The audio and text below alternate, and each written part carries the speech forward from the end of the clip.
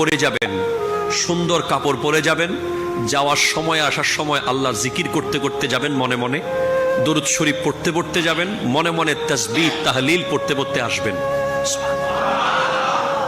2, কোরবানির পশু আনার পরে আমাদের অনেক যুবক ভাইরা কি করে, সেলফি তুলে বলে ডান। আসে না নাই বলেন না? এই ডান দেওয়ার দরকার নাই।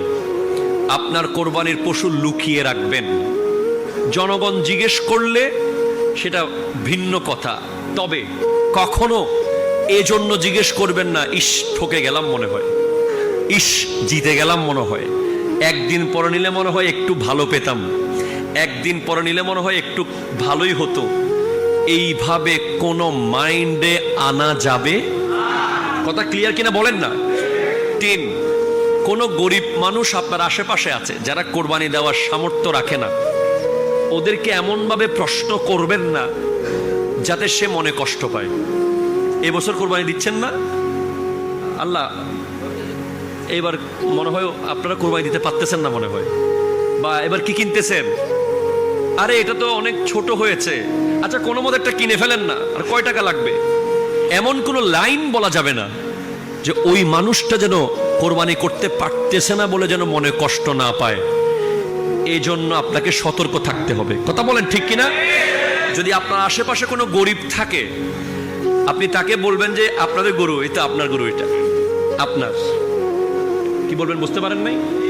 ওকে এমন ভাবে ডাকবেন কোরবানির সময়, মসজিদে যাওয়ার সময়, যাতে ওনার মনেই না হয় যে উনি কোরবানির গরু কিনে নাই, আপনারটার সাথে সে এমন ভাবে জড়িয়ে রাখবেন থাকে যেন উনি মনে করে যে এই গরুটা ওনার। যদি ওনাকে এটা মনে করাইতে পারেন যে এই পশুটা ওনার পশু, তাহলে আপনার কাজ হয়ে গেছে। আপনি 50,000 কেজি গরুর গোশত খাওয়াচ্ছে, যদি কিয়ামতের মাঠে ওই পশুটা আপনাকে পুলসিরাত পার করিয়ে দেয়, আপনি এক টুকরো না খান না, কি হয়েছে? কথা বলেন। তাহলে গরিবদেরকে এমন ভাবে অ্যাড করবেন, আশেপাশে কোনো পাড়া প্রতিবেশী গরিব আছে না, ডেকে ঢুকে নিবেন, আরে আয়। আমরা সেদিন সোশ্যাল মিডিয়ায় একটা ভিডিও দেখেছি যে এক অফিসার তার পার্সোনাল সেক্রেটারি বলছে, ভাইজান আমি বাড়ি যাব, বাড়ি অনেক দূরে কোরবানি উপলক্ষে।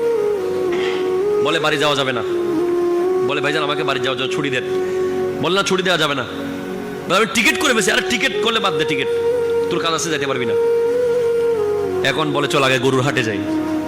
গরুর হাটে গিয়ে ওই যে পার্সোনাল সেক্রেটারি, যে কর্মচারী, সে তো গরু কিনার তৌফিক তার নাই, সে তো অফিসে ওনার একটা সামান্য পিয়ন।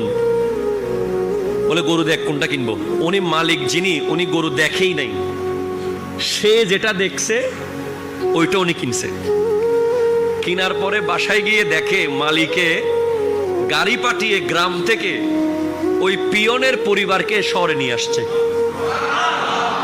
আনার পরে ঘরে যখন যায়, পিয়নের বাচ্চা কাচ্চা সব দৌড়ে বের হয় আব্বা বলে। এরপর বলে আব্বা আমাদের গরু। বলে মালিক বলতেছে তোমার আব্বা কিনছে, এটা তোমার গরু। এরপরে কোরবানির দিন হাটে যখন যাচ্ছে, মসজিদে মালিক আর কর্মচারী একই রকম। এখন সময়